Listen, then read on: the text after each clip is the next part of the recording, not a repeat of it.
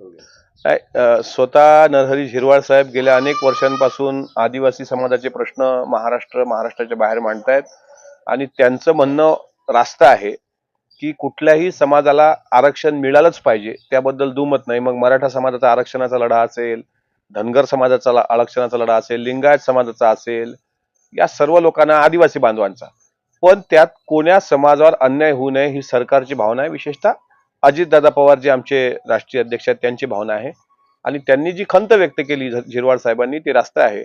माननीय मुख्यमंत्री महोदयांनी धनगर समाजाला नक्कीच आरक्षणाच्या कक्षेत आणून त्यांना आरक्षण द्यावं, पण आदिवासी समाजावरही अन्याय होणार नाही याची सुद्धा सरकारने काळजी घ्यावी. हे त्यांचं जे म्हणणं आहे ते रास्त आहे आणि पुढच्या मिटिंगला झिरवाळ साहेब असतील किंवा आदिवासी समाजाचे जे ज्येष्ठ नेते राज्यातले असतील त्यांना, धनगर समाजाच्या वरिष्ठ नेत्यांना, सर्वांना एकत्र करून यातून मार्ग काढावा आणि आमचं सरकार मार्ग काढेल. आणि विशेषतः अजितदादा जे आमचे राष्ट्रीय अध्यक्ष आहेत आणि उपमुख्यमंत्री आहेत ते कुठल्याही समाजावर अन्याय होणार नाही अशीच त्यांची भूमिका असल्यामुळे झिरवाळ साहेबांना माहित आहे की ते आपल्याला न्याय दिल्याशिवाय राहणार नाही. त्यामुळे झिरवाळ साहेबांची नाराजी ही रास्त आहे.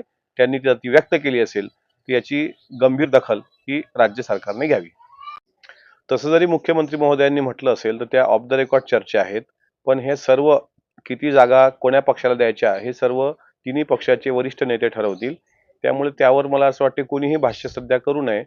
आणि स्ट्राईक रेट लोकसभेमध्ये नक्कीच महायुतीतल्या दोन्ही पक्षांचं आहे, पण विधानसभेची समीकरणं वेगळी आहेत, लोकसभेची गणितं वेगळी होती. त्यामुळे आम्हाला विश्वास आहे की महायुतीमध्ये सन्मानजनक जागा वाटप होईल आणि औपचारिक अनौपचारिक गप्पांमध्ये ह्या गोष्टी होत असतात.